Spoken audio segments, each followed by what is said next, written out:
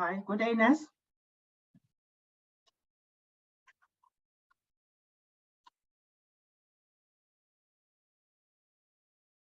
Morning, Jerry. Hi. How are you? Hi there, hi there, hi there. Can you hear me? Yes, I can, loud and clear. Oh, okay. No, that's fine. Morning, how are you doing? All right, I'm good. And you? Yeah, I'm also well, man. I'm also well.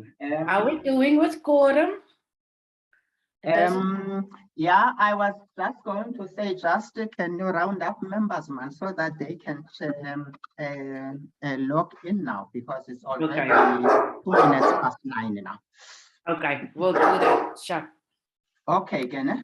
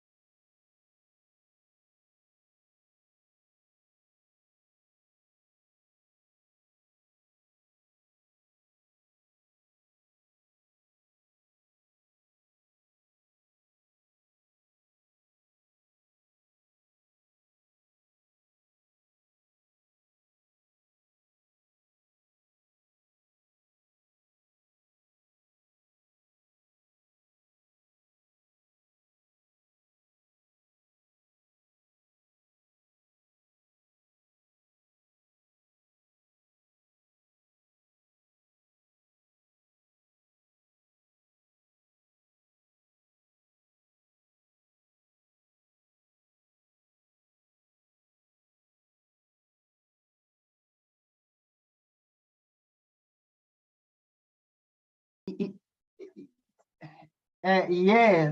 Chairperson, I will try. My daughter will have to educate me on that. Happy are those with daughters. Happy are those with daughters, Jerry. I can see that we are correcting, but there's an 061 number that has logged in. Can that person please rename the gadget so that we know? Recording in progress. Can we please rename our gadgets?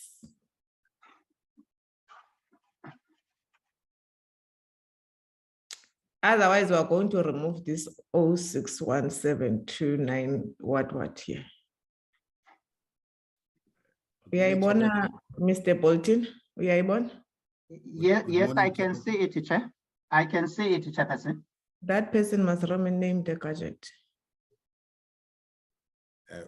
Good morning, Chairperson. Morning. It's Major General Mukhali. I'm going to try and rename the gadget, Chairperson. It was registered like that on the system, but I'm going to try and rename it. Thanks, Chairperson. Which gadget are you using? The Chairperson, I'm using the laptop from the office. Oh, so it's easy to rename from the laptop. Please do that. Thank you very much. Jerry, are we correcting?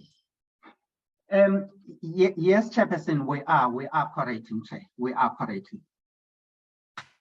Okay. I'm trying to switch on my hotspot so that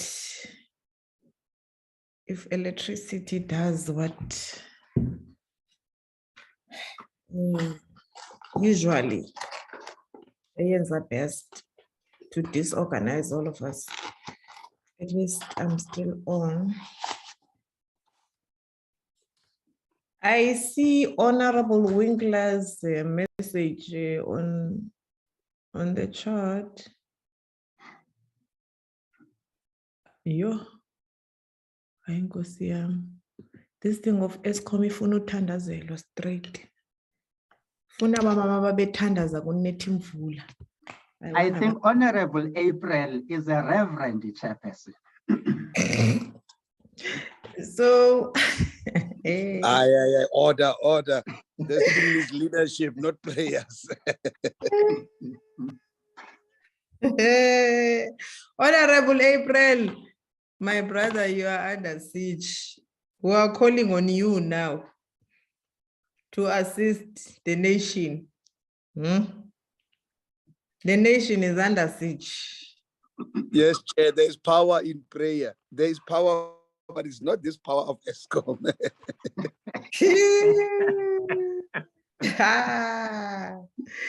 Yay! Major General is unable to do the renaming. I think we must start with our meeting. At least we know who's the 061 person. So, Mr. Poltina, can you please flight the agenda?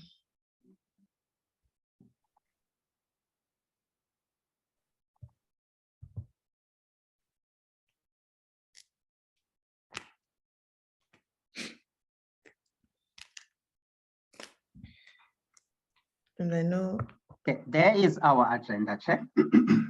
Okay.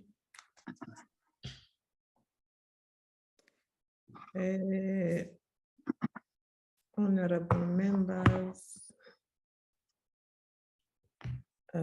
that's the agenda before us today. I know everyone has the agenda, but it is always important that we get it flighted and be visible to everyone who might perhaps not received the agenda for the meeting.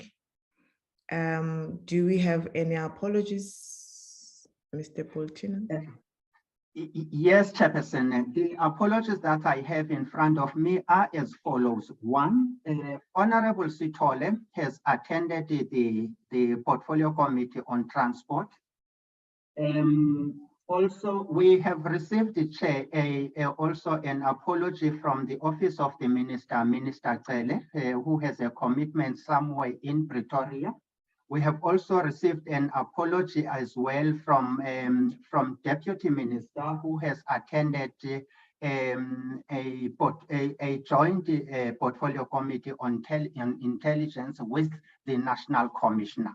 We have been told that Lieutenant General Mosiki, the Deputy National Commissioner, is the one who is leading the delegation today, Chairperson.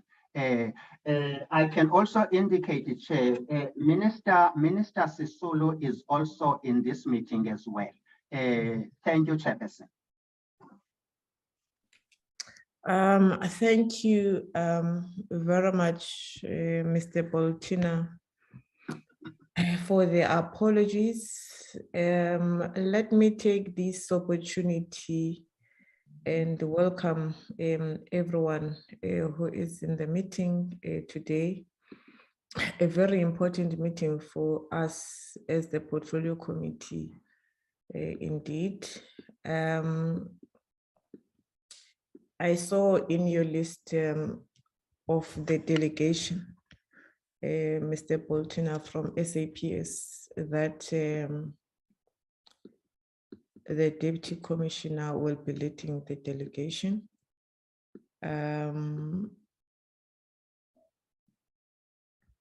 Let me also welcome the Minister on Tourism, although I can't find her on the system or on the platform, but since you mentioned it,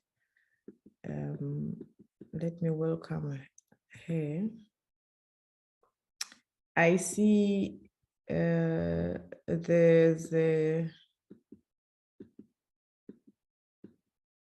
something here on the platform, Jerry. Oh, okay. That gadget is renamed. Okay.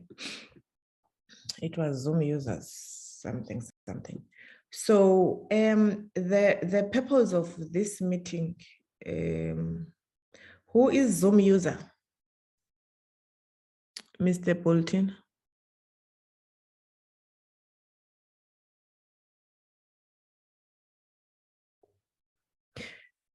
Mr. Boltina. Hello, Chairperson. Who is Zoom user? Because we are all Zoom users here. Okay, let me check. Let me check. That gadget must be renamed, otherwise it will be removed.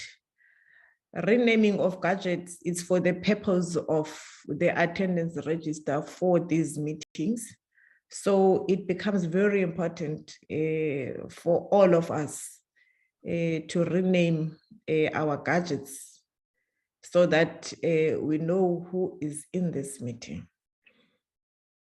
So if that gadget is not renamed, you must remove it, or I will remove it for you.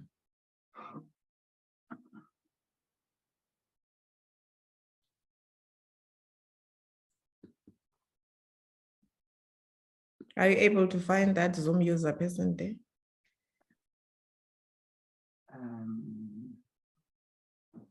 It is quite disturbing to have faceless characters with no identity in the meetings of this nature. So we really need to get that correct. Whoever that Zoom user person is, the gadget must be renamed, otherwise we're going to remove it. It is as simple as that. We are holding this meeting after we got a presentation from the CEO of the bus company and Intercape in particular. And in that particular meeting, we had invited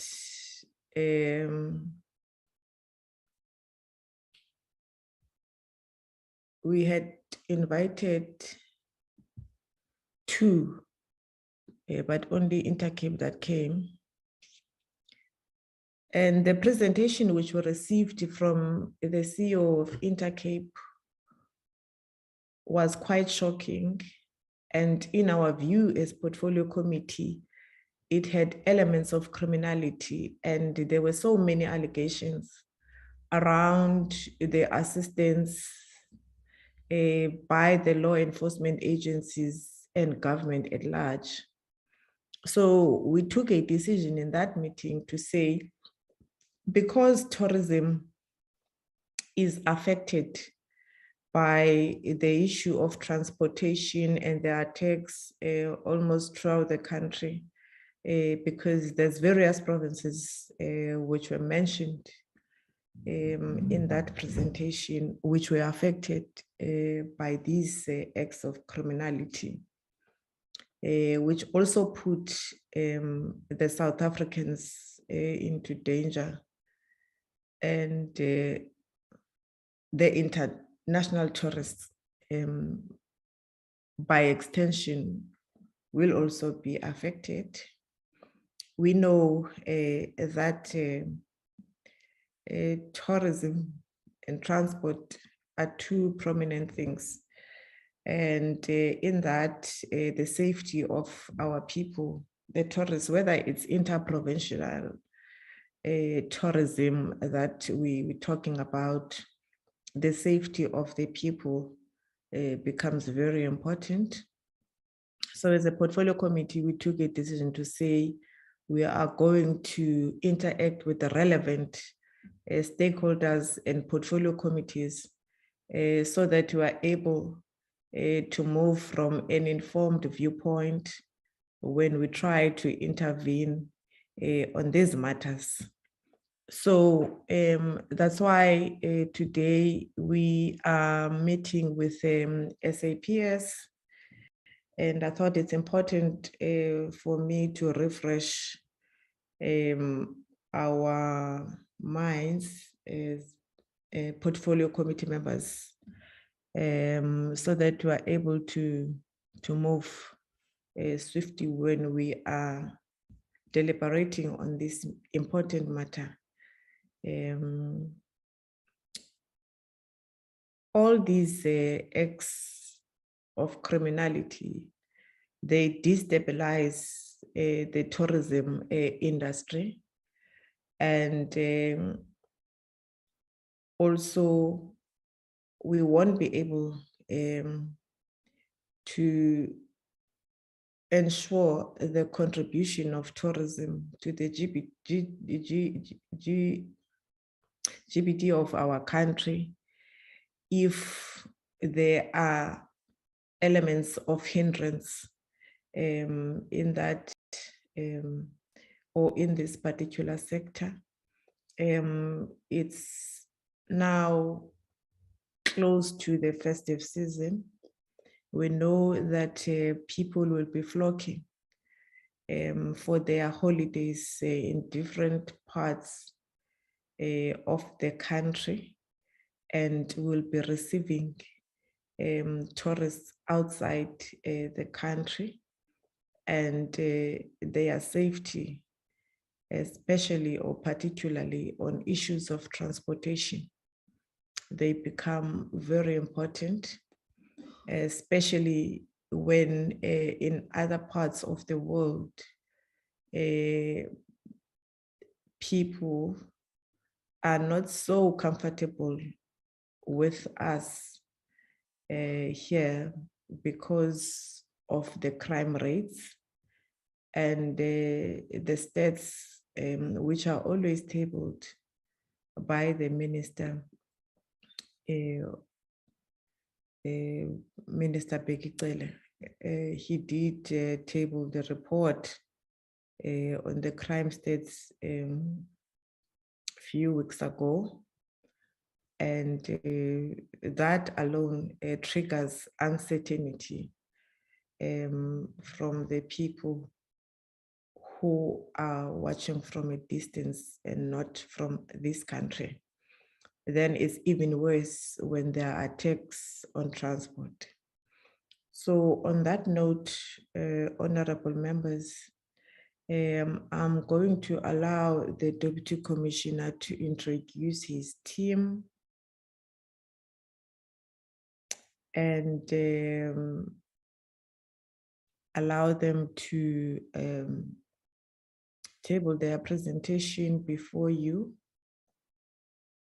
And Deputy Commissioner, as you are introducing your team, please, their videos must be on so that we are able to know the faces for future references. The platform is yours. Thank you so much, Chairperson, and good morning to yourself and the members of the committee. A very good morning to the Minister of Tourism, to the Secretariat of the Portfolio Committee, the colleagues on board, and Chairperson, I have noted that the Secretariat have already apologized on behalf of the National Commissioner of the South African Police Service. I am, as requested, going to introduce the team, myself, Lieutenant General Tebello Musigidi, the Deputy National Commissioner for Policing.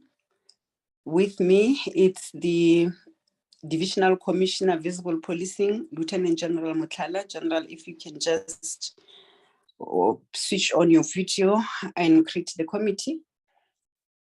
Major General Shadrach Sibia, the Acting Divisional Commissioner for Detective and Forensic Services. Generals, if you can just switch on your videos as I introduce yourselves. Major General Peters, Component Head Corporate Communication and Liaison. Major General Rabi, Component Head Strategic Management. From the Office of the National Commissioner, Brigadier Malahlela, Section Head Executive Secretariat. Our Parliamentary Liaison, Colonel KB Stein, as well as Lieutenant Colonel I.M. Mlambo from Parliamentary Liaison, Strategic Management. Chairperson, I'm not sure if colleagues, if you can see their faces. I cannot see them on my side.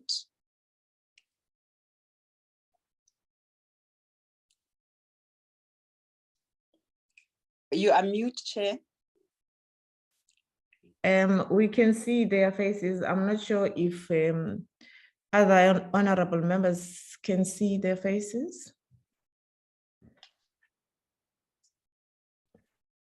Yes, Chairperson, Honorable April, we can see them. Okay, thank you. Thank you very much, Deputy Commissioner. You can now proceed. Thank you. Thank you so much, Chairperson. May I request that Secretary request me my or switch off the videos because they must save our proceedings.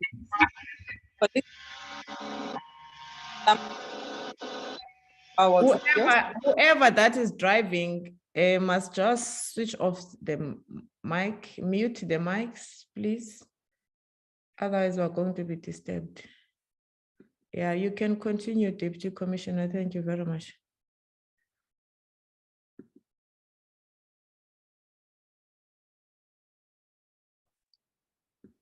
Thank you, Chairperson. Colonel Stein or Secretariat, may I request that we flight the presentation?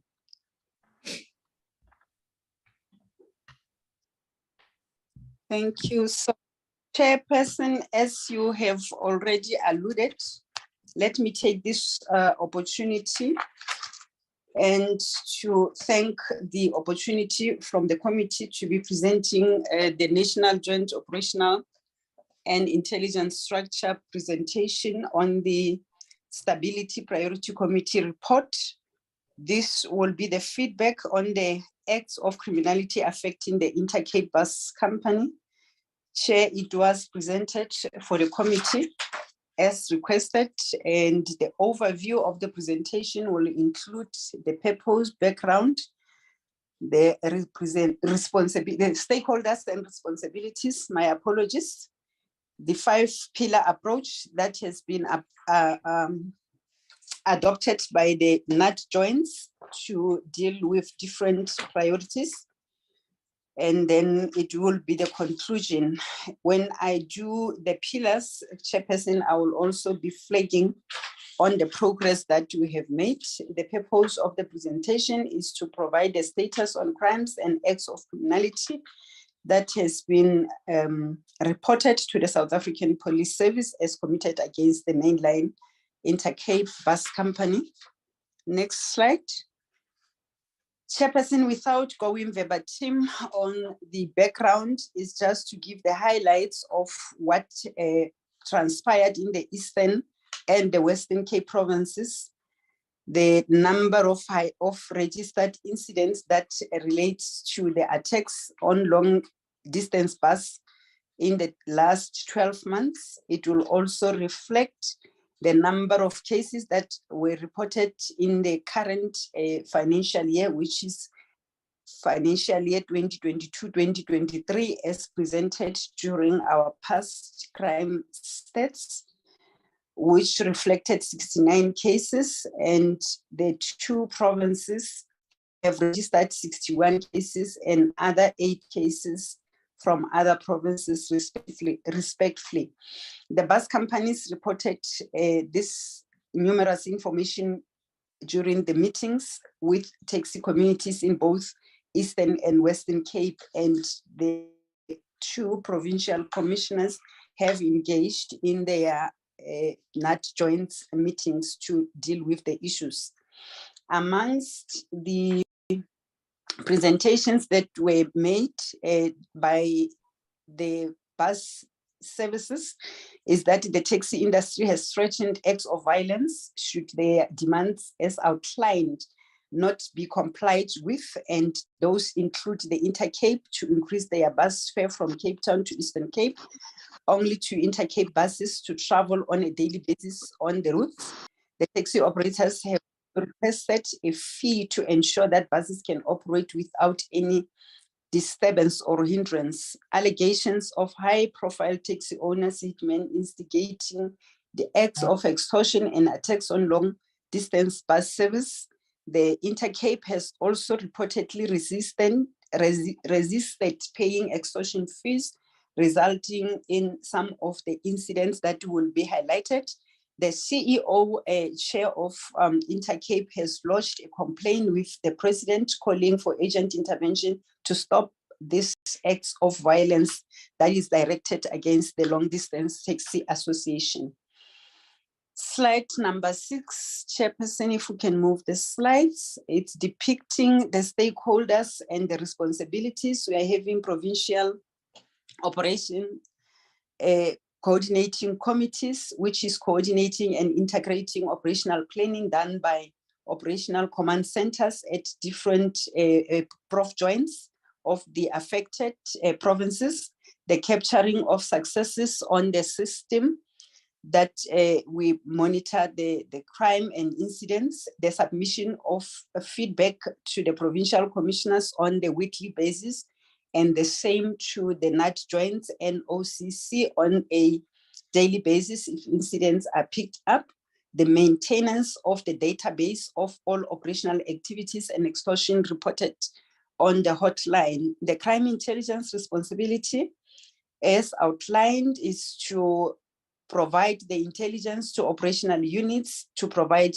early warning systems, to do the threat analysis, and provide the information through the communication linkage analysis and profiling, to provide information in support of the tracing of the wanted suspect, witnesses, and persons of interest, and to also do the analysis on the alleged collusion of officials within the taxi communities. The detectives or local criminal record centers, it's the dedicated investigation team that is appointed to investigate all cases related to the threat and to centralize dockets, trace wanted suspects, interview persons, provide prosecutorial guided investigations, apply for court-driven authorities, that is in terms of Section 252A, to share information on suspects, including obtaining of statements and tracing of wanted person and processing of the crime scenes. We also have visible policing, which is responsibilities is to provide high visibility in critical and high crime areas or hotspot areas, to assist in tracing of the suspect, to receive and download footages and present them to the team that is dedicated to do so, compilation of operational plan and technical plans in consultation with other stakeholders to ensure dockets are registered and there are proper references, and to provide immediate intervention and mediation through the extortion on a weekly basis through the transport priority committees. The communication is also expected to communicate extortion-related strategy and continue with the awareness campaign. We also have the National Prosecuting Authority, which is expected to do centralization of prosecution in each affected province, to have a dedicated prosecutors to oversee NPA activities and facilitate the PGI, which is the prosecutorial guided investigation. Bus companies, who are the main stakeholder in this transport priority committee, to coordinate and interact with the SAPS members and to report all incidents of extortion and assist identifying the witnesses to help the police to finalize their cases. The next slide, slide number 9. Chair, this is the picture that depicts the operational pillars that has been implemented, that will be the 5-pillar approach as indicated earlier, which is firstly the intelligence that will see the intelligence-driven operations and gathering of information, profiling, coordination, and communicating such to the operational units.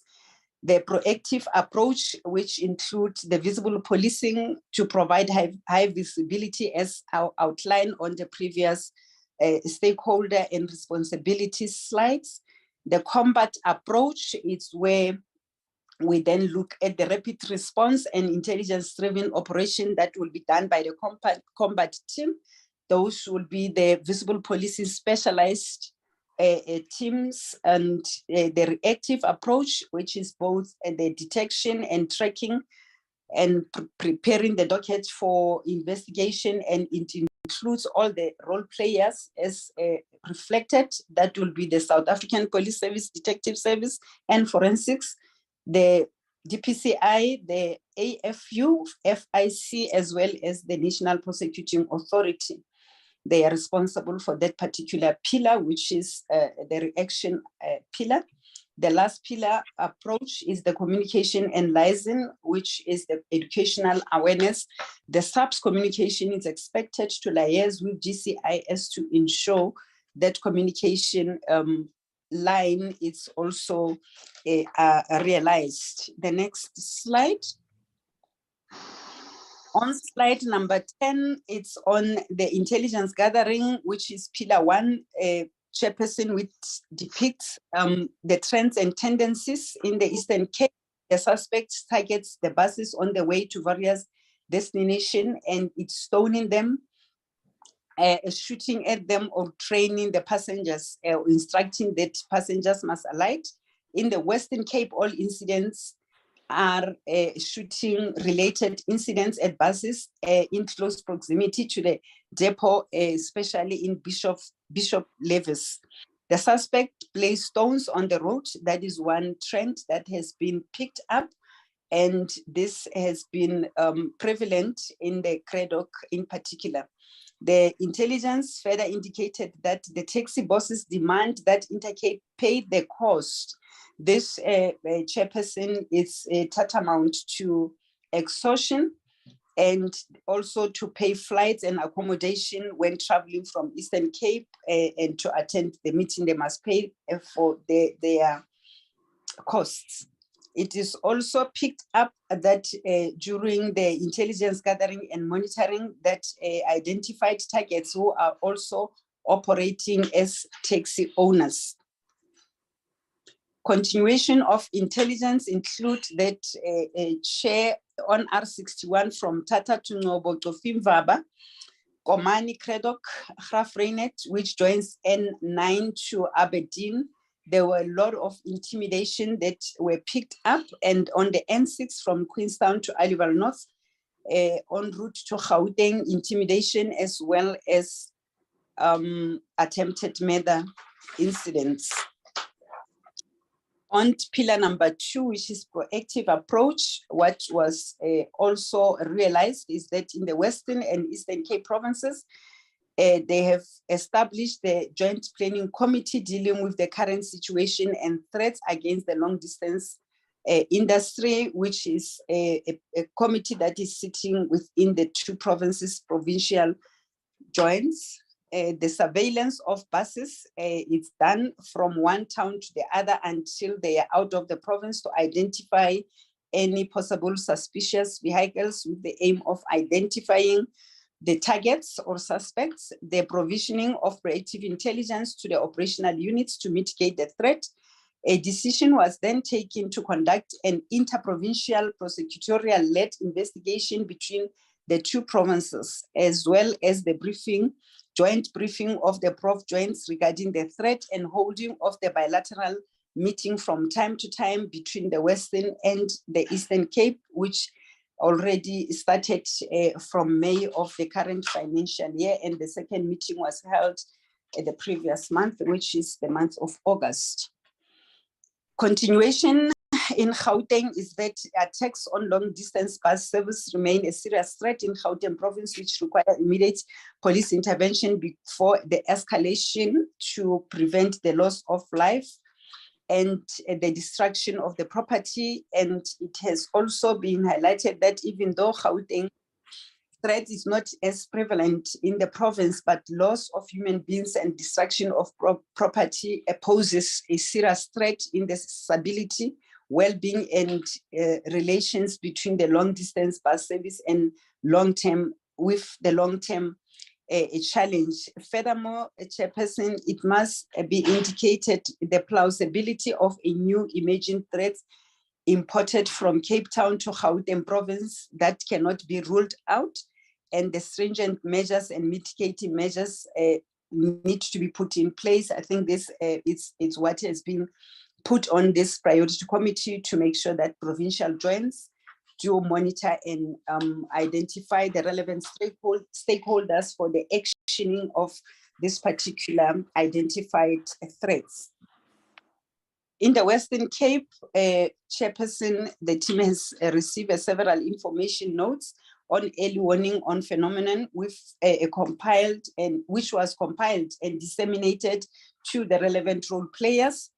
The participation in an initiative by the POCC to engage with the long distance bus companies in an effort to mitigate the violence directed to the companies, the engagement and the bilateral meetings with the crime intelligence of both provinces, and the most recent bilateral included representative from visible policing detectives, resulting in the compilation of the operational plan to mitigate the attacks on a long distance buses.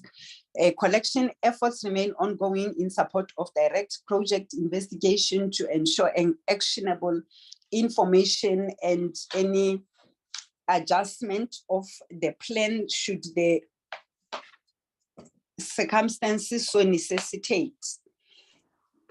Next slide.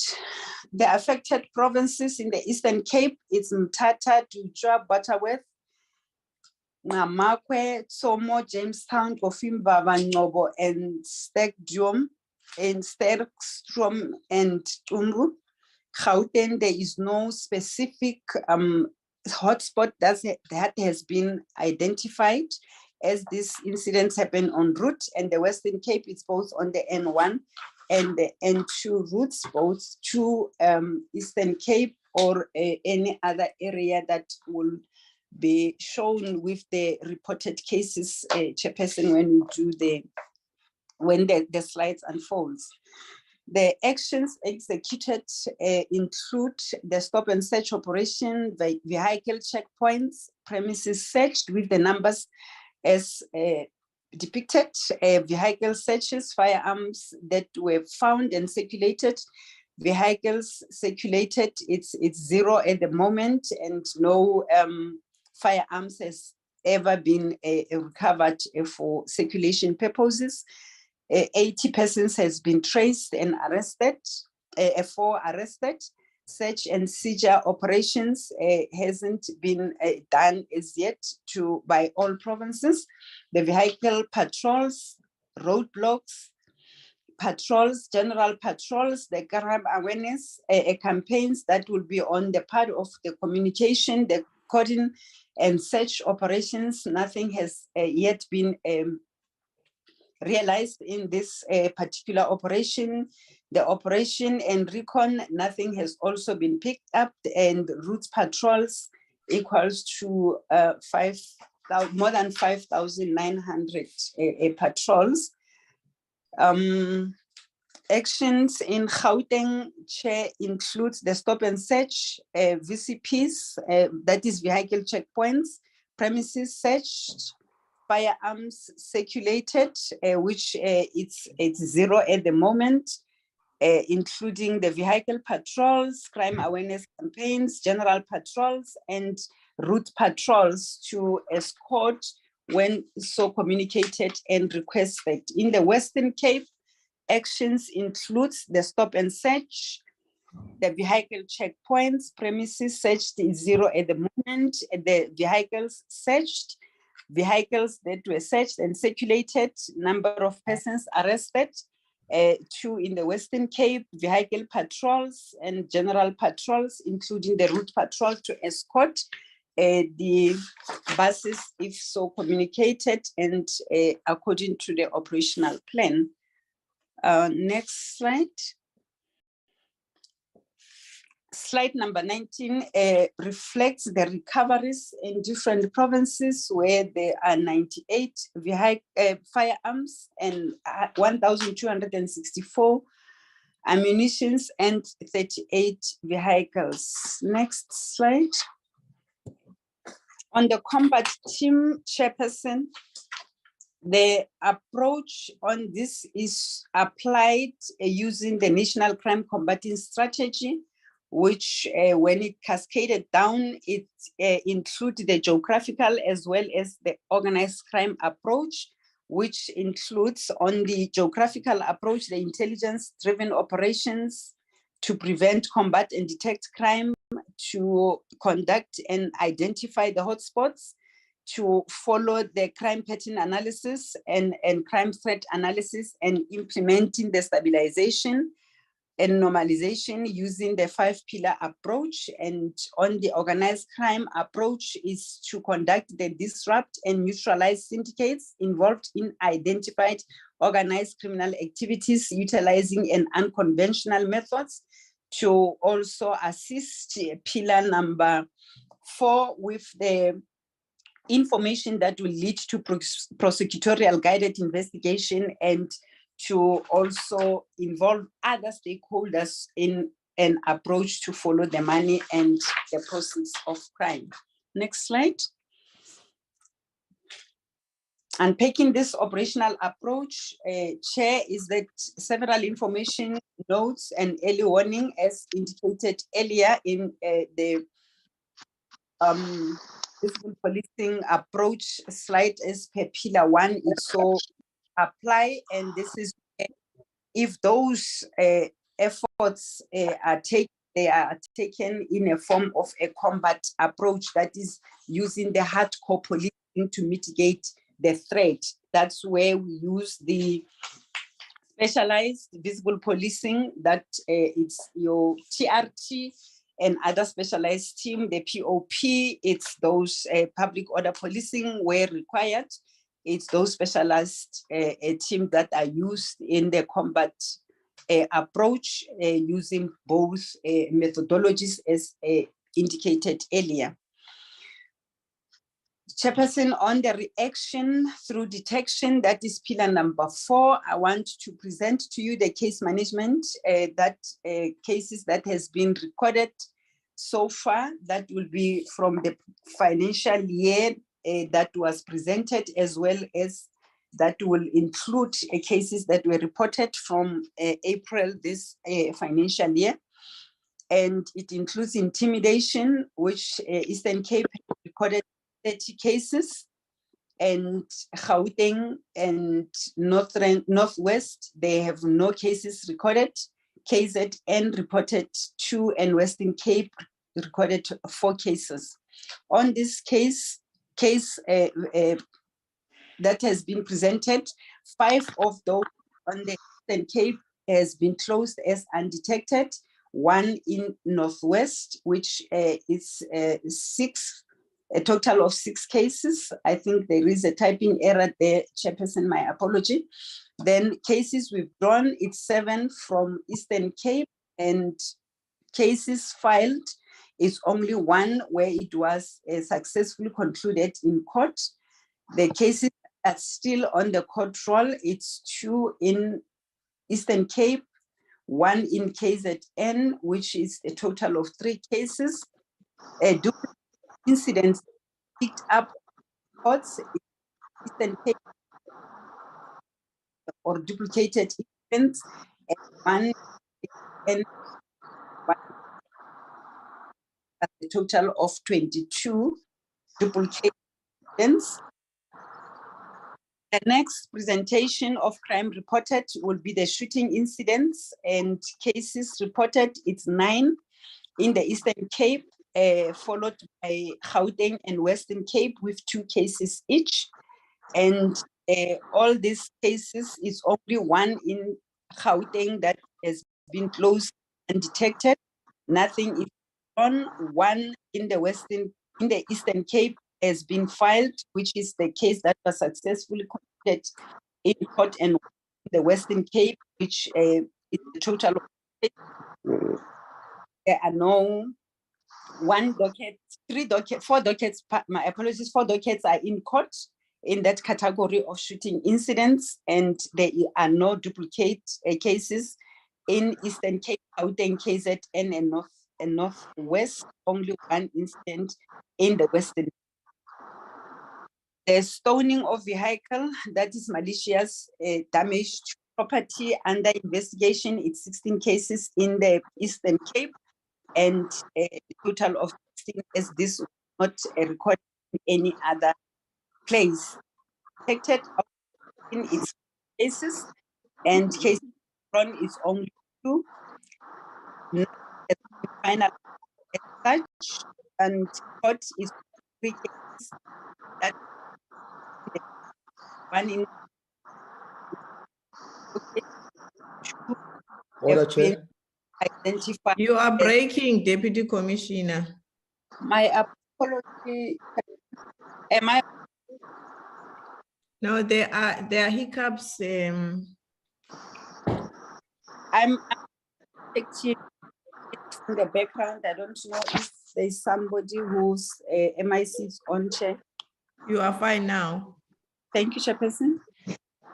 Chairperson, on these categories of crime that I have been indicated, it's 104 cases recorded, with 4 in Gauteng, 104 in the Eastern Cape, 4 in Gauteng, 4 in KZN, 2 in Northwest, and 12 in Western Cape. Next slide. This slide is the analysis that indicates the inter-Cape case reported in the Western Cape and Eastern Cape cases, provinces for the mentioned period, which it's a murder, it's only 1 case with 1 arrest. in the Western Cape, and there is 0 on murder in the Eastern Cape. Attempted murder in Western Cape, there are 4 cases with 1 arrest, as well as 4 cases in the Eastern Cape with no arrest. The intimidation, it's 3 cases in the Western Cape with no arrest, and 40 cases in the Eastern Cape with no arrest so far. Malicious injury to property, it's no cases in the Western Cape, and 25 cases recorded in the Eastern Cape with no arrest. The 1 person arrested for 1 count of murder and 3 counts of attempted murder is still in custody, and the other 3 attempted murder cases remain under investigation that the possible link may be done, but the investigation team is still working on the information. This slide 24, Chairperson, outlines the cases that have been reported on the previous slide as to how this incident happened. Chair, if I may, I'm not sure if I should go through this narrative. It's just to give a highlight and the time and date on which this incident happened and the type of offenses. That is the 2 attempted murder cases in slide 24.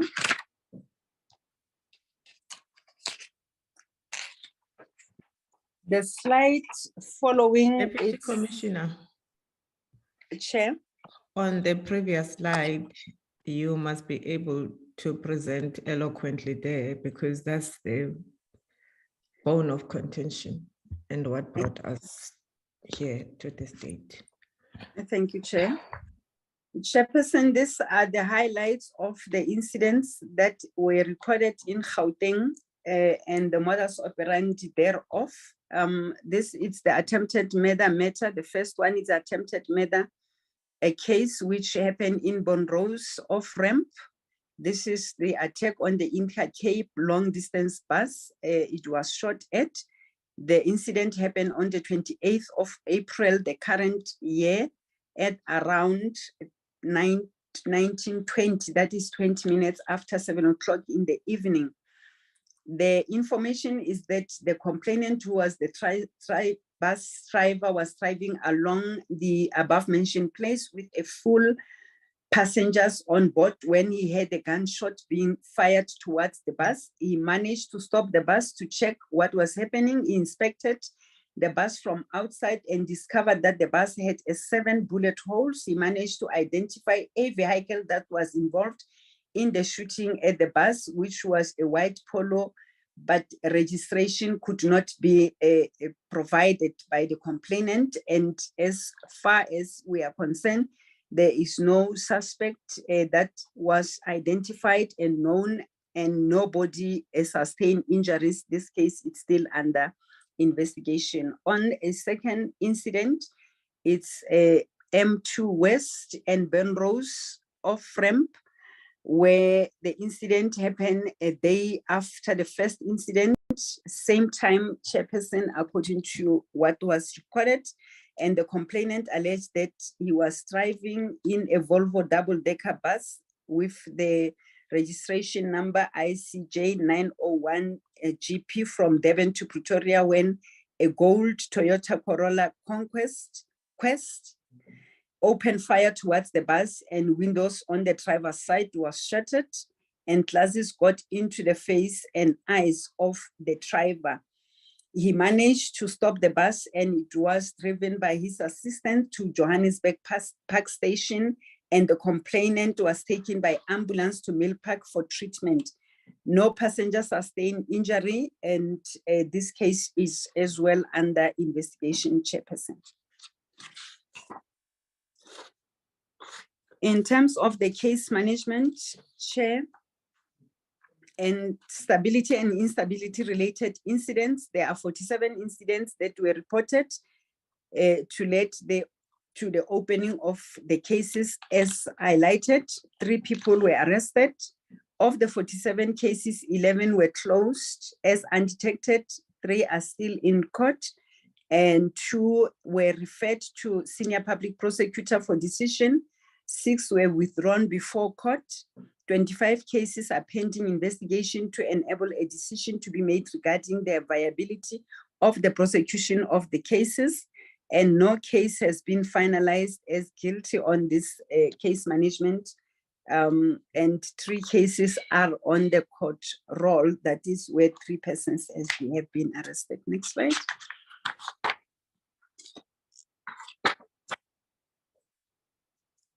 Proceeding to unpack the previous 47 cases, province by province, Chair.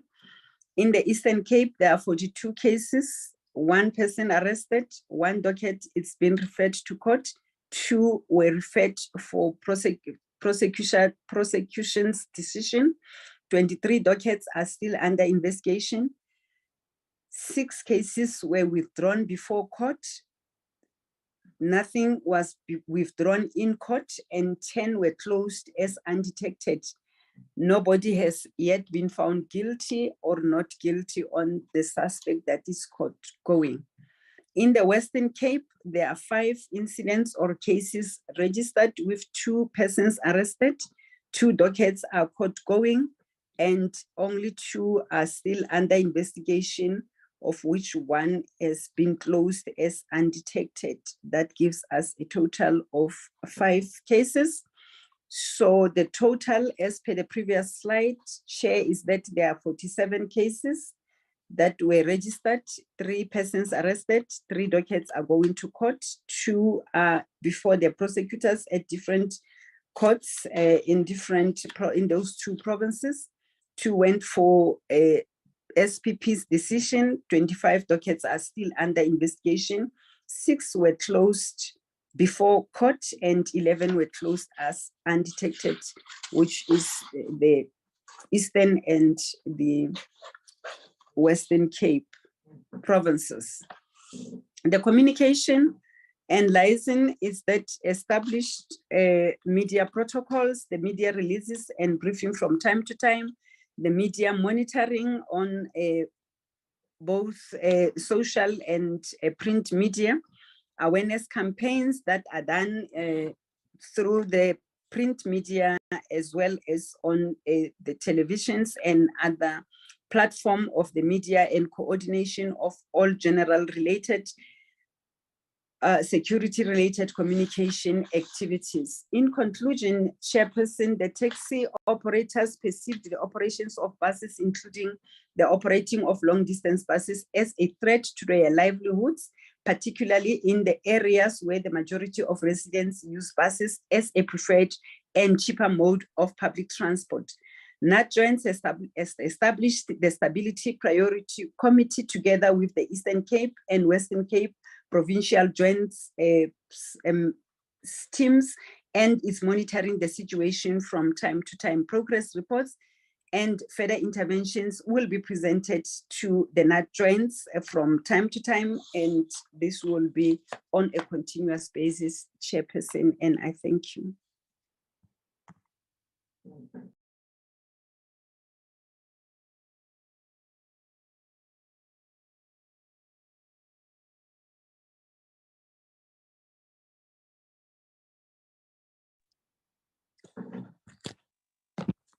Chairperson, that concludes the SAPS presentation of the National Joints Operational and Intelligence Structure report. Thank you so much.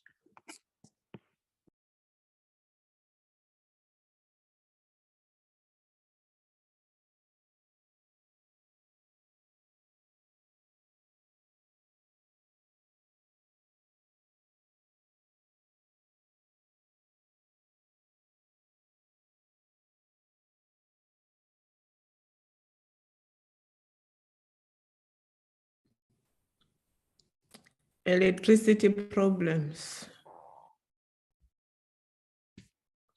have kicked in. Are you done with your presentation, Deputy Commissioner?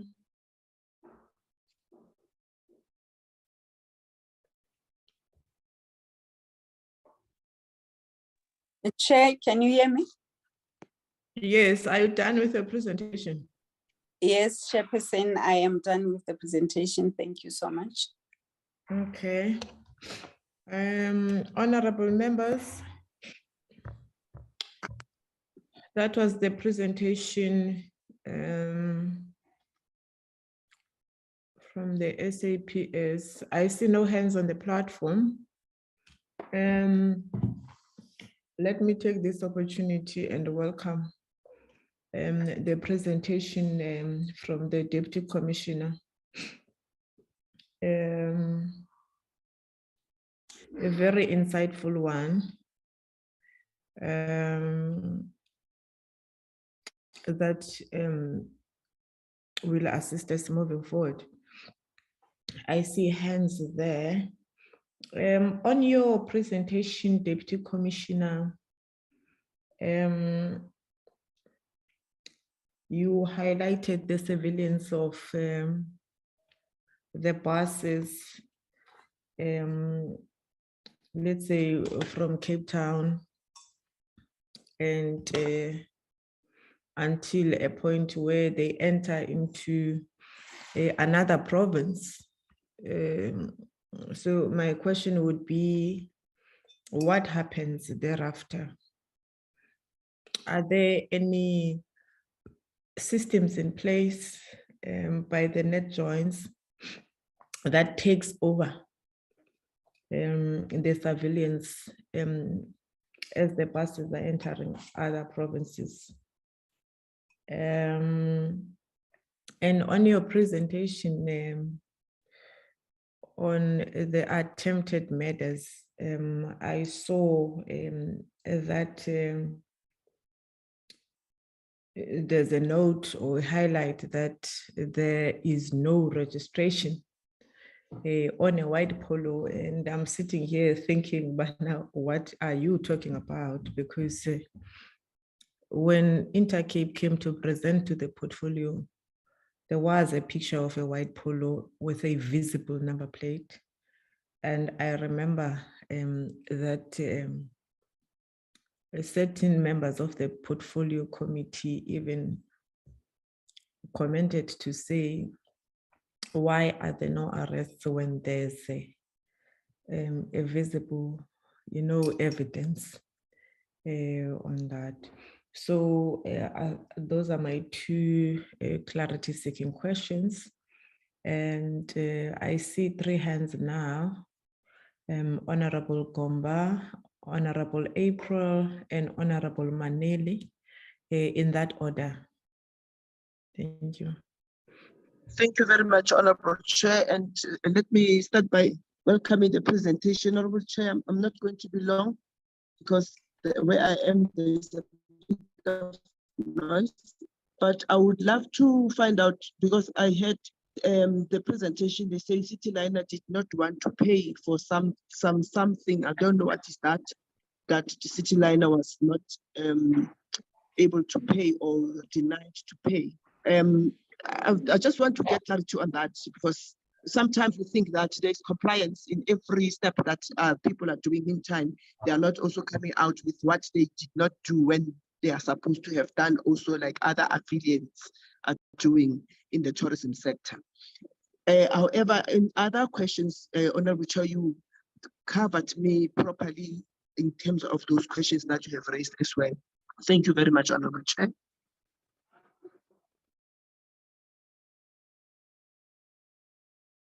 In that order. Thank you, Chairperson. Let me take the opportunity to thank you to thank the presentation from the police this morning, and I must say that they are addressing a lot of statistics with regards to what one would have wanted to hear, what they have done in the interventions as such. Chairperson, I think that we see that there's a lot of effort that's done by the South African Police Services in cooperation with the intelligence services that they are using. However, Chair, I am a bit worried to be of mind that if each and every individual big company should want to use the police as a private security firm, and then write demands to the president and should we know that our resources for the police is very thinly spread. However, tourism is suffering and taking a big knock out of the instability of security and so forth. I want to welcome the presentation, but we will raise a caution that we should not try to use the police service as a private security type of thing for a one specific mainly white-owned conglomerate party company in South Africa.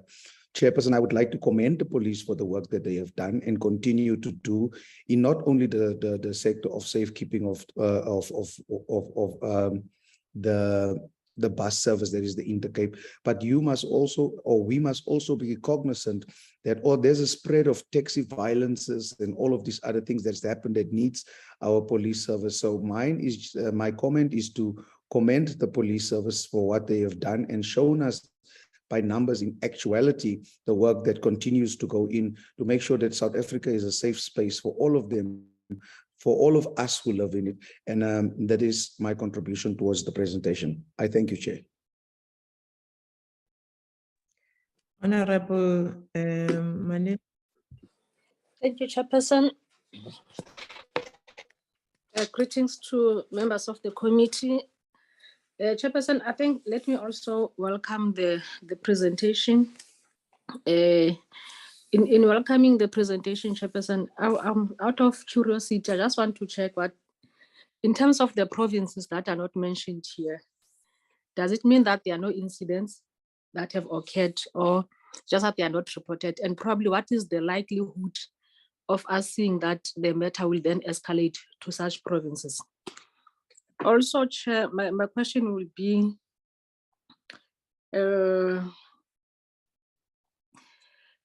I think you spoke to that, Chairperson, in terms of the surveillance. I would also like to know as to how effective is this surveillance that are reported from one town to the other, given the fact that there's increased cases of incidents against long distance buses, Chairperson. And then, Chairperson, my other question will be, what has then been the experience of SAPS with regard to willingness and participation of both MECs, the one of Eastern Cape and Western Cape, in dealing with this matter? Those will be my clarity-seeking questions, Chairperson. Thank you.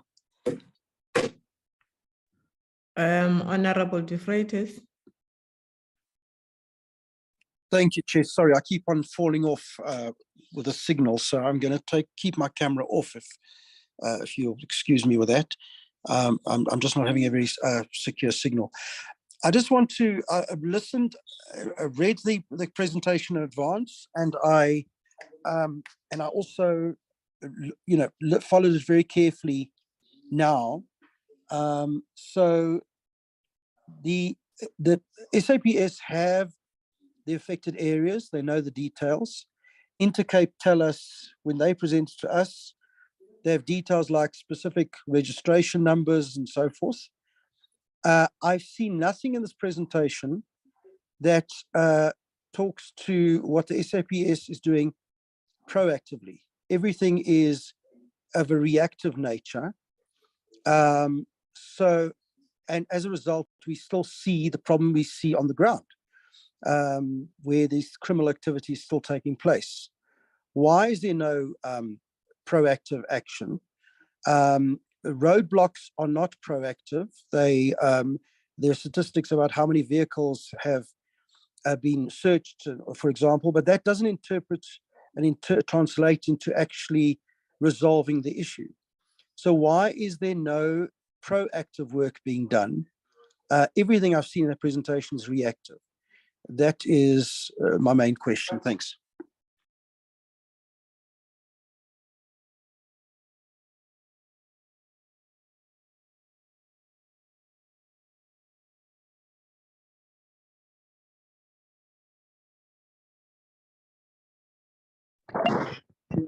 Hear me? I see no other hands from honorable members. Deputy Commissioner, you can respond.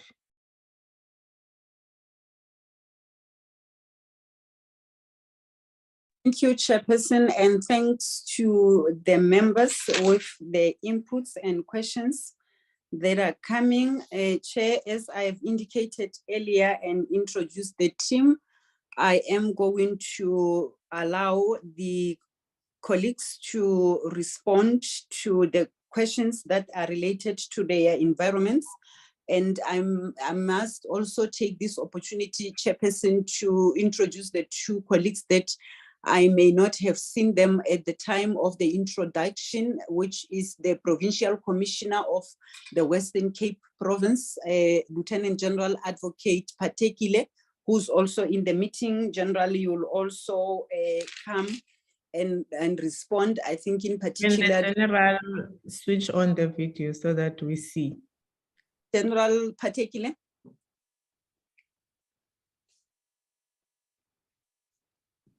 Chairperson, I cannot see from the gadget that I'm seeing if the members or colleagues have switched on their video. Please pardon me. About switching on video. General We don't Patekile. see.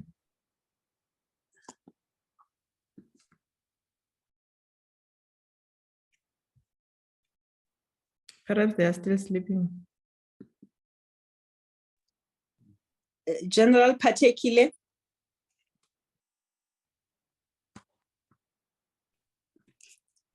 I'm going to request Secretariat to check him on the phone. Perhaps it's the connection problem as well. Chair, we also have a representative from the DPCI, which is the Hawks, Major General Mononopi. General, if you can just switch on your video to greet the committee.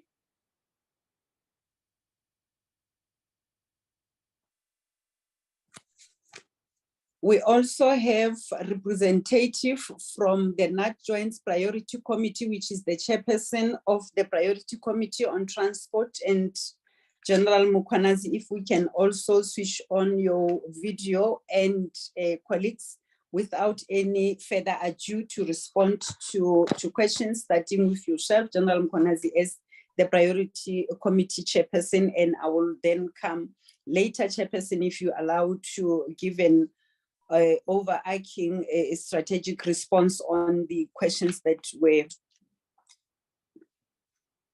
highlighted earlier by the committee members. Thank you so much, Chairperson. Generals, can we then respond as quickly as we can?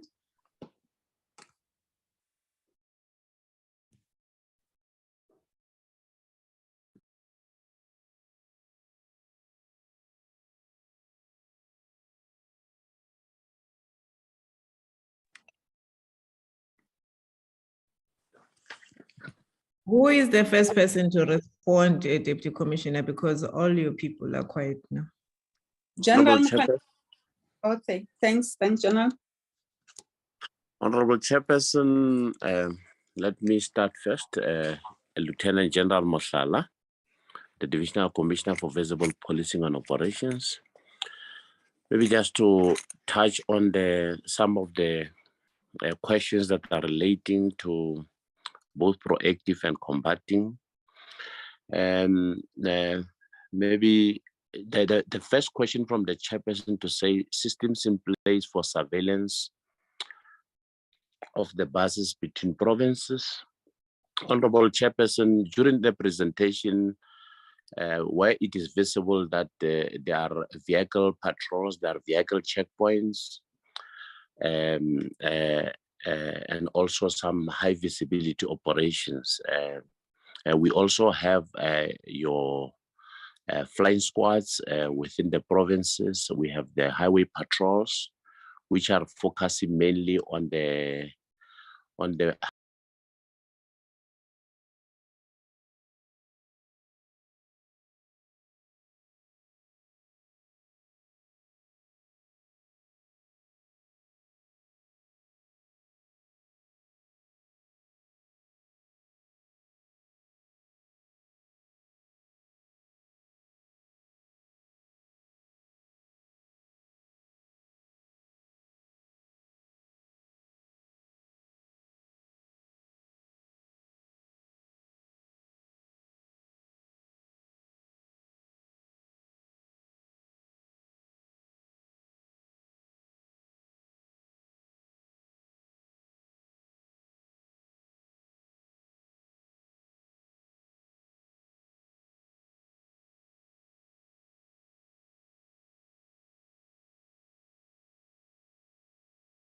high visibility operations that to mention like few. But just to mention that part of this surveillance or monitoring of these buses, it's not only the South African Police Service that is involved, but it includes also other law enforcement agencies like your local traffic police, your provincial traffic, and also metro police departments, which are part of the provincial joints. And then the information about the white polo, I think that one I'll leave it to the detectives. Then the other question about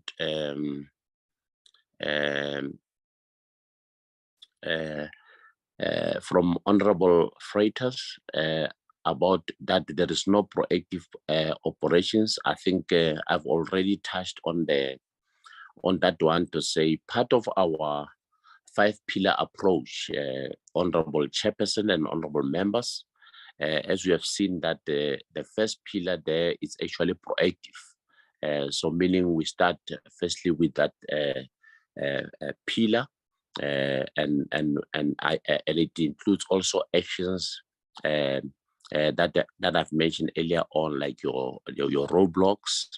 There is different nudge joints instructions that have been issued to provinces, especially where the provinces are interlinking, where there are actually joint roadblocks between the provinces, which are also including different law enforcement agencies. So that will be my submission for now, Honorable Chairperson. Thank you very much, Honorable Chairperson and General Mosekedi. Thank you, General Mutlala. General Mkhwanazi, if you can hear us, your response as the chairperson of the Priority Committee. Thank you. Thank you very much, Chairperson, Deputy National Commissioner. Maybe just to add a few issues that the Divisional Commissioner, Division Visible Policing and Operation has actually alluded. I must just indicate definitely that we are having proactive operations. Proactive operations are there, as he has indicated, which are intelligence driven, as it indicated that Pillar 1 provide information, and Pillar 2 is proactive operations that are coming in, or proactive approach that we are actually utilizing to deal with these issues.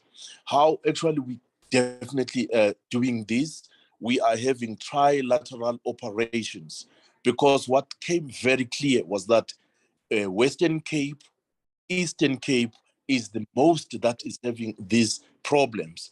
And we actually included Northern Cape as a trilateral operation so that we can definitely be visible and make sure that we actually deal with this issue as actually they take place. Chair, I would like just to apologize. I'm using a cell phone. Maybe the call comes in, my picture goes off. However, if you can hear me, I will definitely proceed.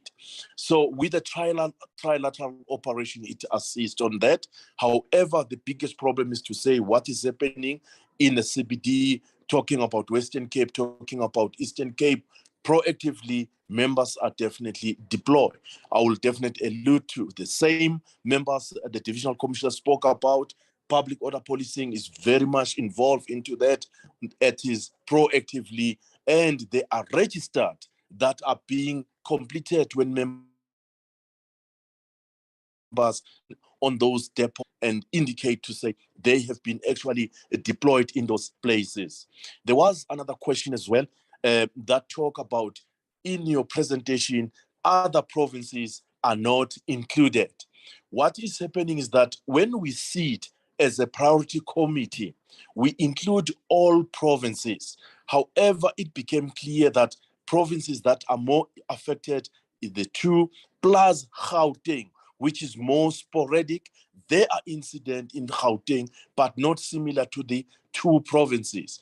But to other provinces, if we meet, we requested the Intercape, especially to give us the pickup point, like in Limpopo, they requested that so that they can actually proactively deploy members, not just to be overconfident to say nothing is happening. So proactively, as well as on those other provinces, they are part of the meeting. We check Mpumalanga, everybody, even though they can come and say, from our area, there's nothing, especially KZN and others. They are part of our priority committee meeting.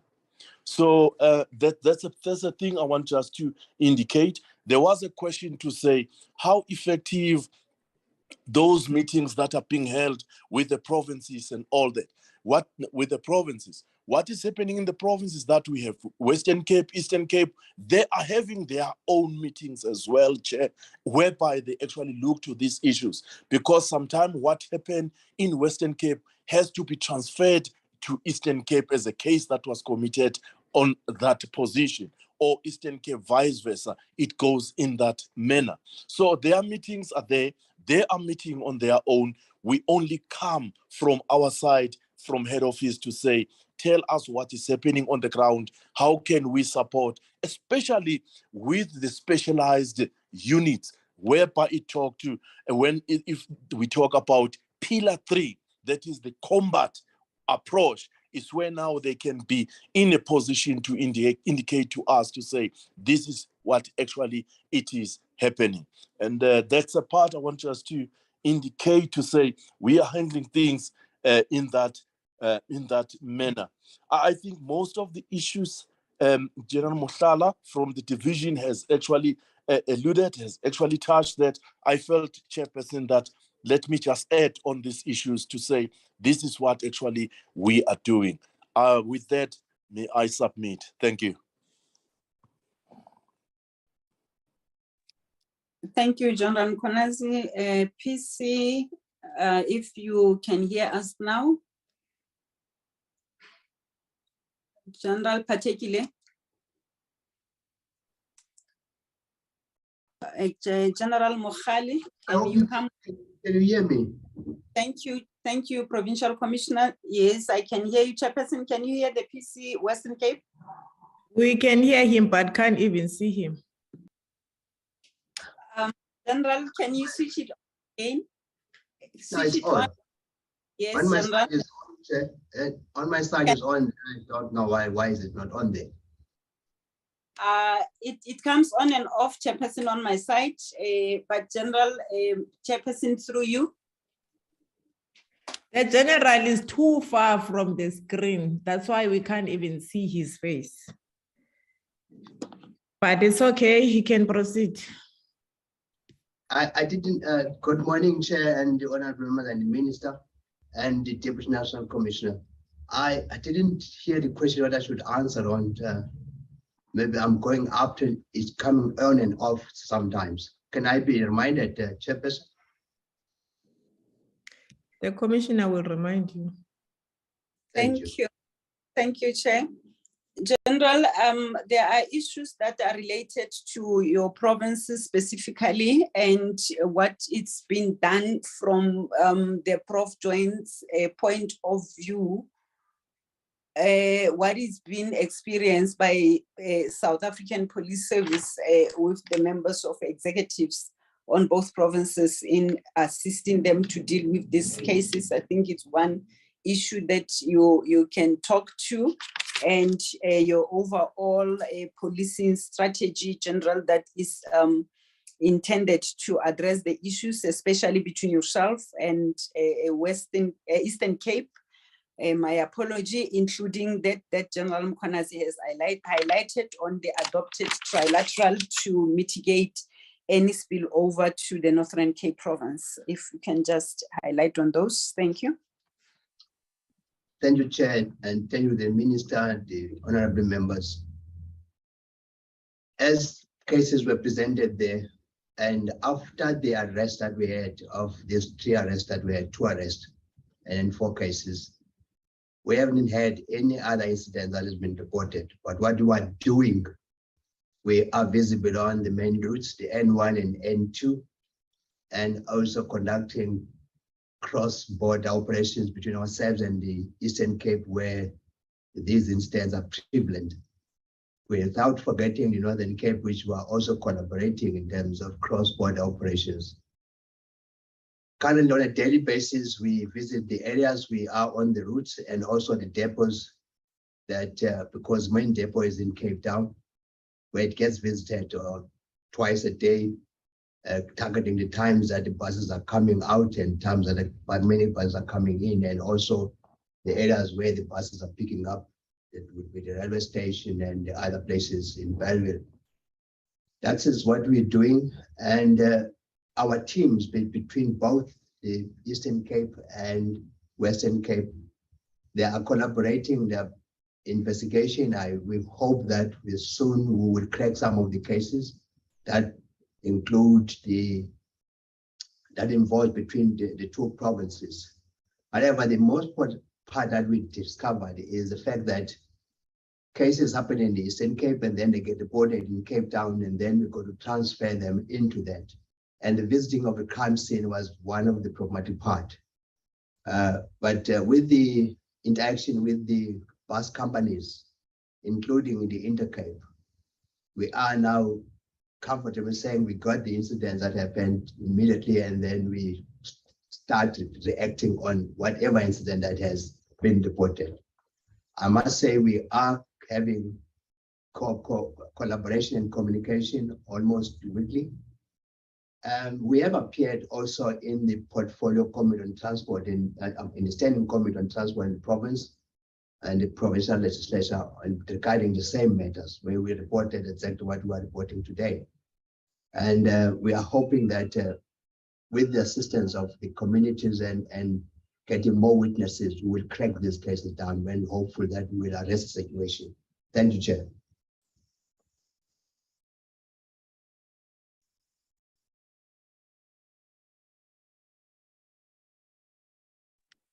Thank you.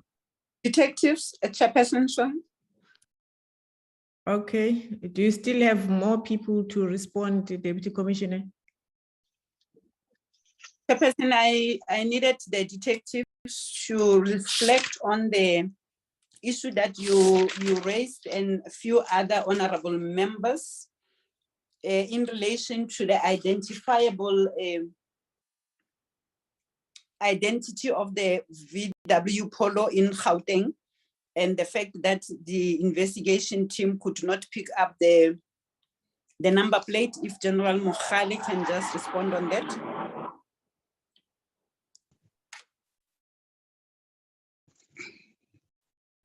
Thank you, Chairperson. In terms of the question that was asked regarding the identification of the vehicle, Chairperson, the vehicle is identified as seen on the footage, but the registration number does not match the vehicle concerned, hence needs us to probe more further. And during that further probe, Chairperson, we make sure that even if the vehicle is not, the registration is not clear, we go through our footages that we got from the other sources to make sure that we link the vehicle with the crime. So the investigation is now open as it is, even if the vehicle uses a fictitious registration plate. But through the linkages and everything, we're trying to make sure that we pin the vehicle with its features to be the vehicle that was used in the commission of crime. And also, we were looking at the exhibits that was seized from the crime scene that might also link the firearm that might be seized during any operations that our colleagues are conducting.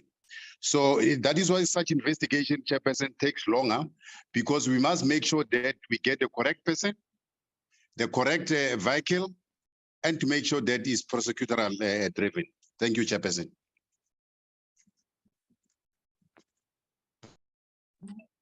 Thank you, Chairperson. That will be the response from the SAPS team that is in the platform, Chairperson, just to highlight in summary what colleagues have indicated. It's that the adopted approach, that is the 5-pillar approach seek to be looking at all these areas from the intelligence, which is your preventative, intelligence-driven gathering, compilation of profiling of the persons of interest, to doing and providing both the operational teams, that is your combat, as well as the crime prevention and detective with the information. That is what we have put in place on that priority committee. And on prevention as well, Chairperson, as colleagues have highlighted, from slide number 16, it depicts those activities that were undertaken prior to incidents happening, as and when these communication platforms and lines are open between the joint structures as well as the affected bus liners. And it is correct, Chair, that not only the identified long distance bus liners, but we were focusing on the response as requested, just to reflect on what is sitting in that priority committees on the issues of transport. As the colleagues have indicated, the other presentations will be done if the request it's as such, but we're not only looking at this particular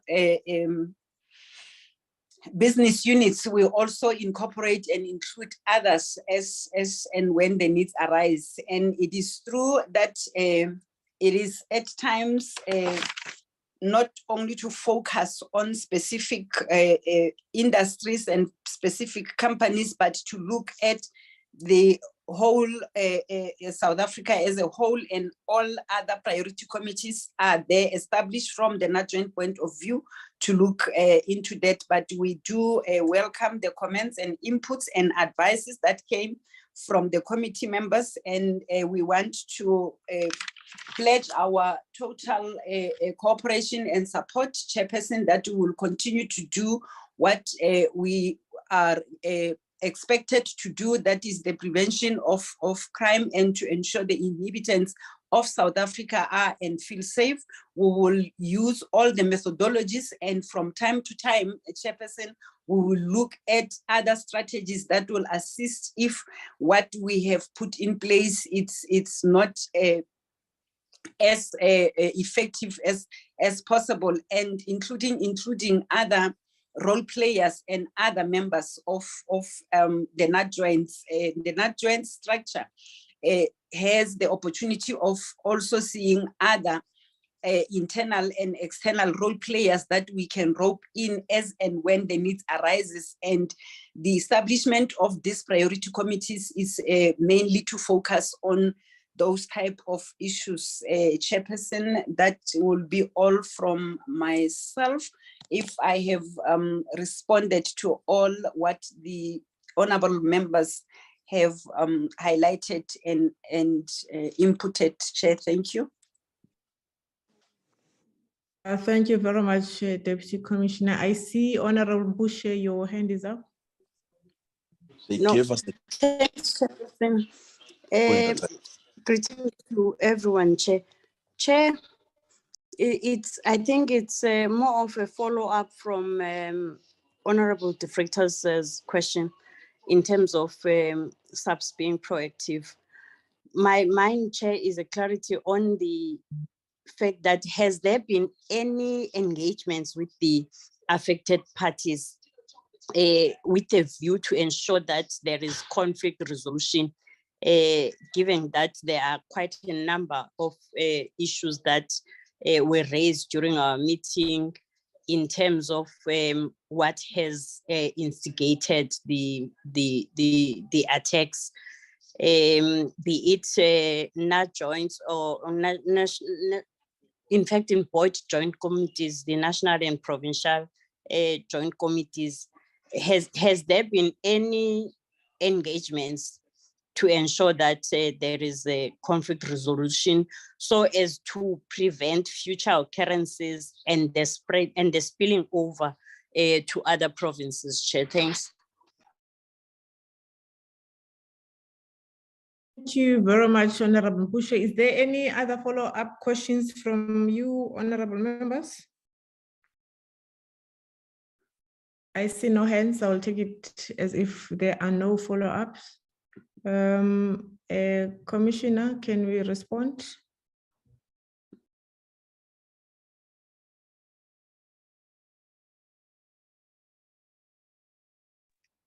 Thank you once more, Chairperson, for that question. General Mukwanazi, if we can respond. And Chairperson, I think in short, it's just to indicate that both the provincial commissioner, the Prof joints and the NAT joints structure indicated earlier the involvement of the bus liners affected, that to also look into the specific hotspots that may not be picked up, as General particularly indicated that some of the cases will be reported when the bus drivers are at a safe place where they feel safe to approach the police stations that will be nearby.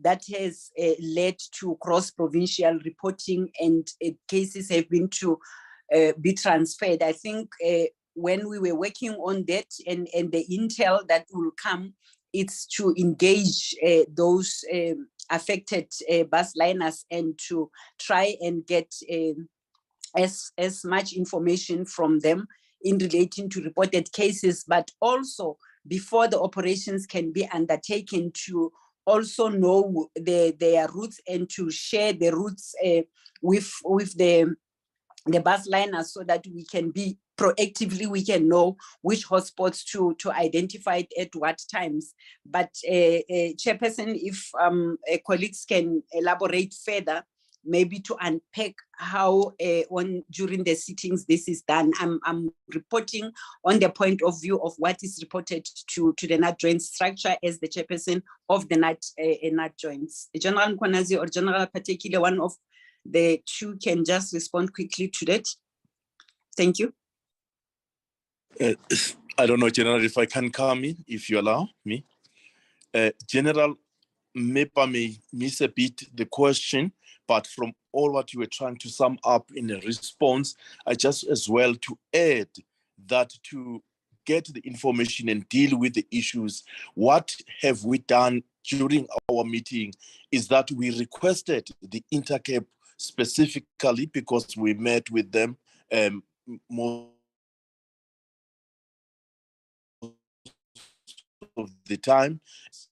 There must be a delegate from their environment that sits there, for one reason, that we are not actually going to be able to get all the routes where actually the buses will be moving per day. But if there's a person sitting in a prof joints, will be able to indicate, to say, route so and so is having a bus today from this time to this time, and we can be able to deploy proactively and be able to deal with the situation if it goes wrong. So that's the main thing that we requested from their side. And I believe, Chair, that if that can actually happen, definitely will be able to deal with all the issues proactively, getting information every time. There are a lot of routes that are being used. If the bus move from Western Cape to Eastern Cape, and we know how many are they and what time are they moving, then proactively we can deal with the situation. That same as they come side of Gauteng, traveling to Gauteng, we can do the same thing. And in that way, we can be able proactively to deal with the situation and make sure that we actually protect if there's a need. It's not to say we escort or what, but once proactively we are along those areas, we can be able definitely to assist on that, as we spoke about proactively what we are actually doing. And this go further on the issues of the cases. If the case, of course, is open to a certain province and really it belongs to Western Cape, it will always be transferred to that area. It's not a problem, obvious. And if it's Eastern Cape, same thing, vice versa, it will happen in that way. Then problems will be actually sorted out. Chairperson, maybe through DNC, Deputy National Commissioner, if I can just touch one point before closing. There was a question that was talking about failing or maybe refusing to pay monies. And the question was, what are those payment for. And what came up, what actually transpired during the meeting was that those who are invited to have a meeting for this thing of the Intercape and all that, they are actually not prepared to pay for themselves for accommodation. The Intercape must pay for them so that they can have accommodation to sleep and all that if they attend the meetings, which actually became a problem.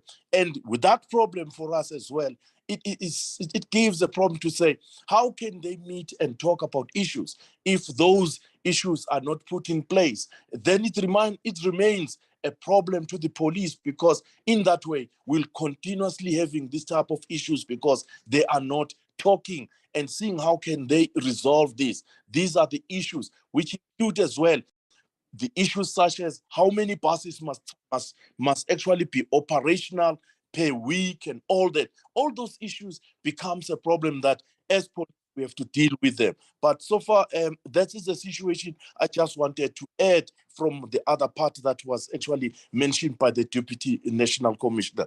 Chairperson, that's all maybe I can submit at this stage. Thank you. Chair, on my side, if I could come in, am I allowed to respond, Chair? Yes.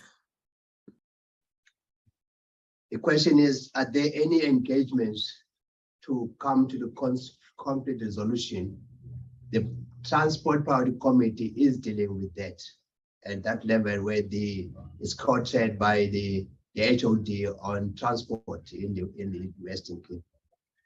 But on our side, when it comes to crime, we don't negotiate crime. We just investigate crime to enforce the laws. That's where we are with this matter, Chair. Thank you very much.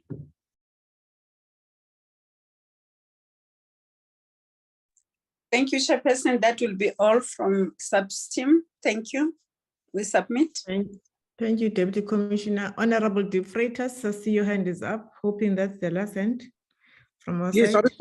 Yes, Chair, thanks for your indulgence. I just wanted to completely understand what the one speaker, I'm sorry, I didn't get the name, was saying. He was saying that he would request that the operators have representatives in the various routes that that they're operating on, so that and who would then advise the SAPS on incidences. Is that right? Is that what I understood correctly? That is what the SAPS are suggesting that the bus operators do. I just wanted to clarify that. Through you, Chair, if I can explain that one. This is the agreement. Yes, Chair, thank you. This is the agreement we had with the Intercape, that there must be a delegate or a person who can sit at the prof joints, not at the routes, but in the prof joints, and be in a position to say, we got so much operations today from Western Cape to Eastern Cape to Gauteng, and in that way, proactively, we can be able to to deploy properly, knowing exactly what actually is happening on the day. That is what actually I'm talking about, to say, to enhance our proactive deployment. That's what we felt that it can assist. That's what we agreed upon. As I'm sitting here at head office, I'm of the opinion that that agreement is actually implemented. We have that happening. If it is not, maybe we'll go back to our sitting again and see if we can look at it, maybe what are the difficulties, why is not happening, because it can help. We feel all of us, including the Intercape as well. Chair, I submit. Thank you.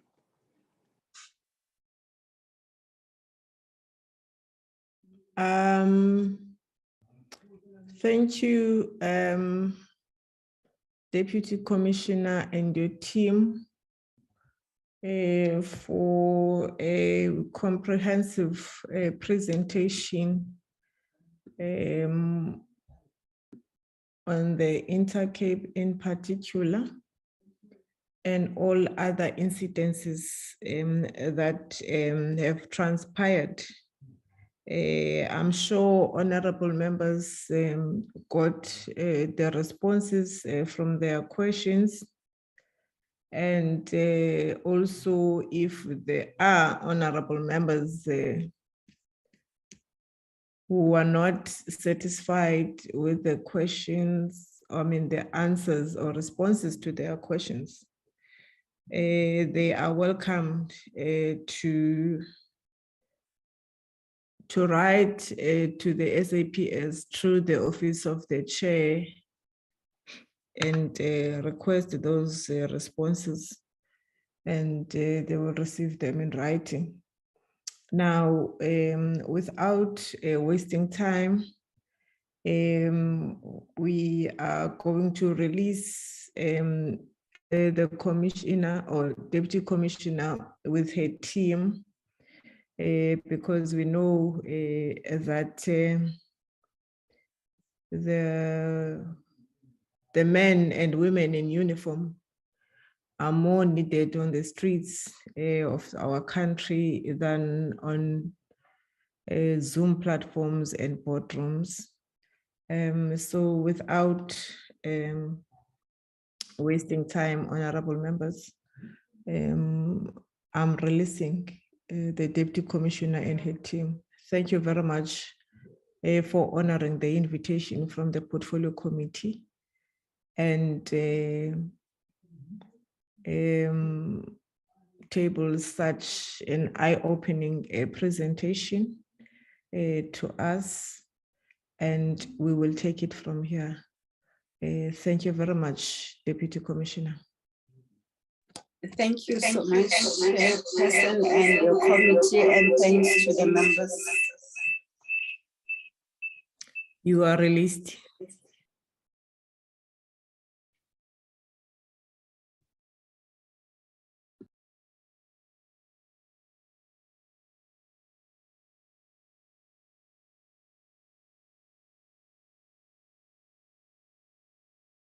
Mr. Poltina. Hello, Chairperson. Do we have minutes to consider? Yes, yes, Chair.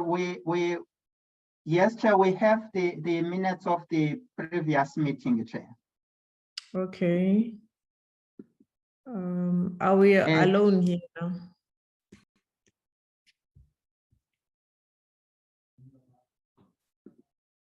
I didn't hear that, Chair.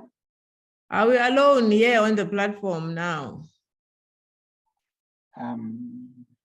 There's Colonel Pilesane here on the platform, not yet logged off. Can we release the Colonel, please?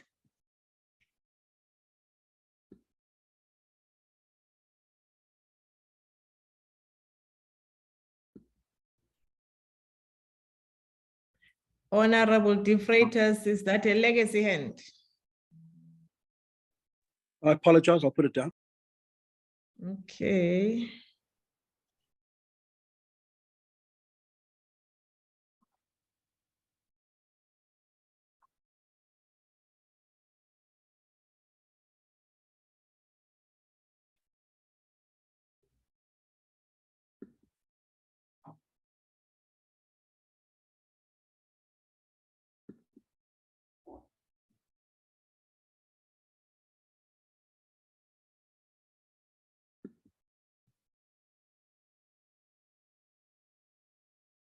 Mr. Poltina, can all SAPS people leave our meeting? Chair, I'm not sure why, because why they have not release them. Agiri, you are the host, release them. You are releasing all of them. You must release them if they are unable to release themselves. Please, you are the host, so please do that. All right, yes, Chairperson. Otherwise, we are now being delayed for nothing.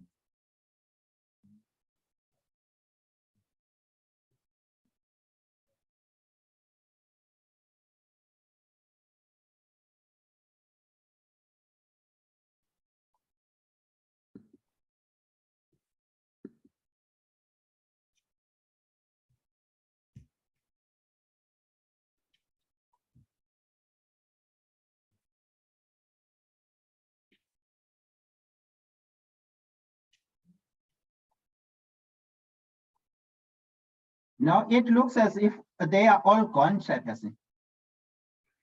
Now, Yes.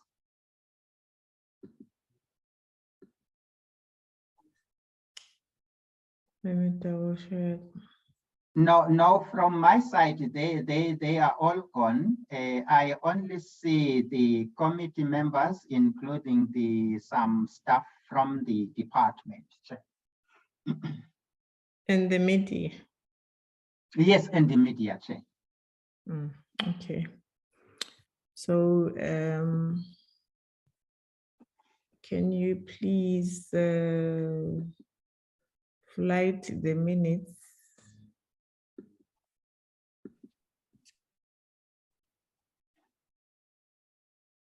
Okay, thank you, Chair. Chair, these are the draft minutes of the portfolio committee meeting that we have with the Department of Transport last week, Chair.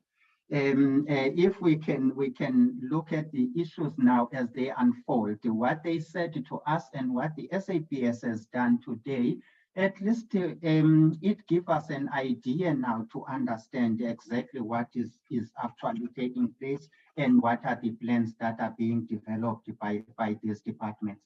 It means that the committee will be able really to frame our recommendation properly to Parliament. It's a pity that we have never had time to engage Santaco so that we can get the side of their story for us to inform Parliament properly of what is taking place. So this is a summary of the meeting of the minutes, Chairperson. We have circulated the minutes to all members, and then if members have no issues with it, we will propose that the portfolio committee endorse the draft minutes, Chairperson. Thank you, Chair. Page 1, honorable members.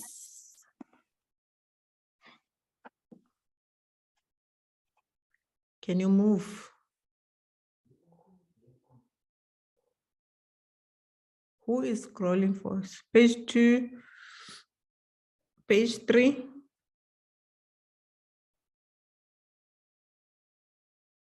Honorable members, are there any issues on page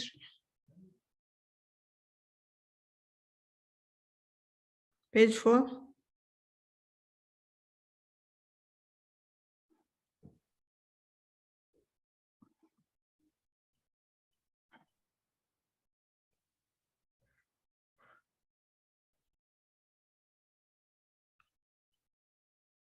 Page 5.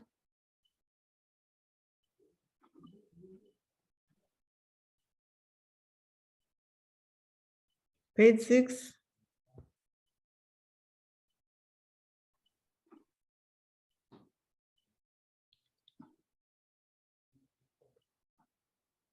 Page 7.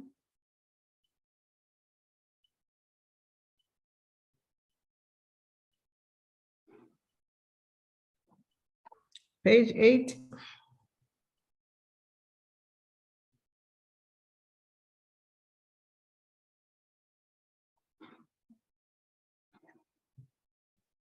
Page 9.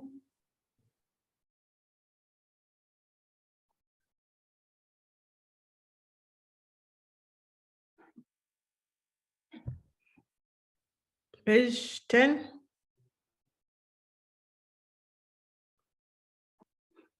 Can we move for the adoption of the minutes?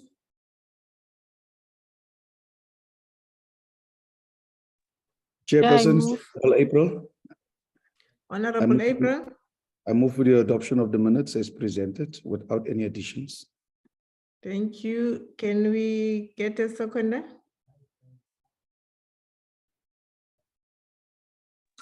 Maneli, I second, Chair.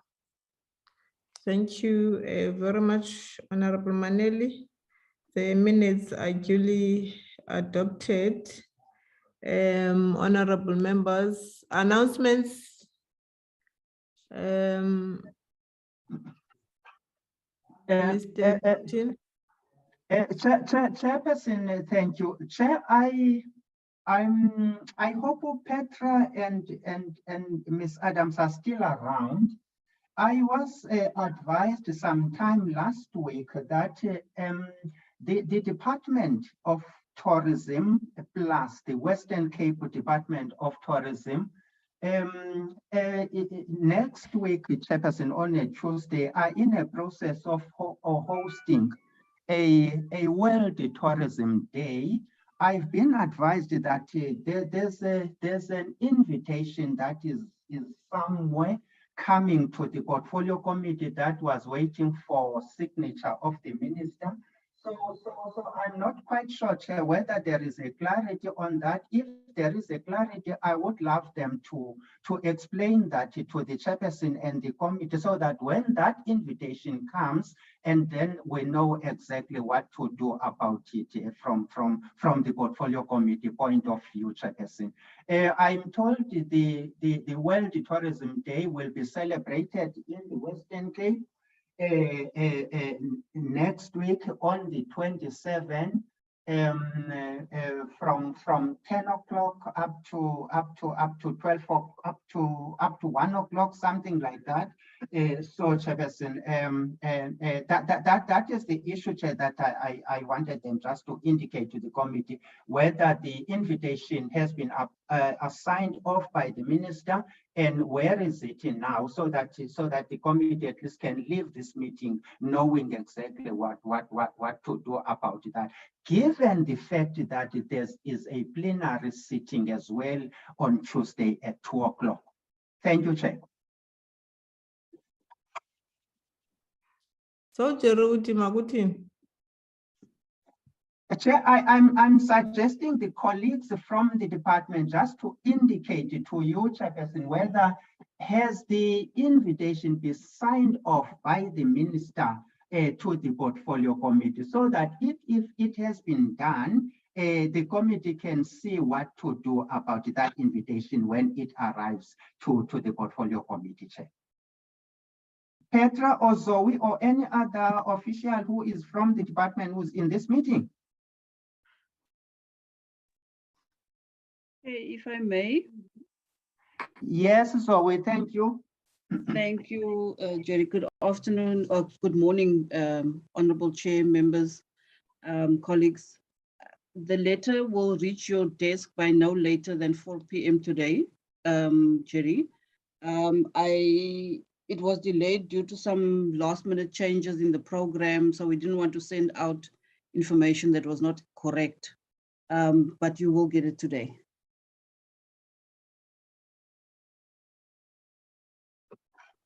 Jerry? Okay, thank you, Zoe. Chair, there is it. There's invitation for the portfolio committee to attend the World Day celebrations to be hosted by Department of Tourism and the Western Cape Department of Tourism. Those celebrations will be here in Cape Town, Chairperson. So we will have to look into that in the context of there is also house sitting as well at 2 o'clock on the 27th of April, Chair. Thank you, Chair. Thank you very much, honorable members. Is there any clarity that you need from what Jerry has tabled as an announcement? No clarities, ne? Okay. Who's that? It's De Freitas here. Sorry, I put my hand up. Okay. If I may just ask, if there is an invitation coming through, does that mean that we will attend, respond to that invitation, and our portfolio committee will then not take place? Is that correct? We are going to, let's await the invitation, then members will be advised as such. Thank you so much. And may I just, while I've got the floor, just inquire if there's been any update on that international oversight visits, if there's any update there. Thank you. Honorable De Freitas, if there was an update, the update would have been tabled in this meeting. Please don't divert us. Yes. Yeah, so honorable members, the meeting is adjourned. Thank you very much for your attendance and participation. Thank you. Thank you, Chairperson.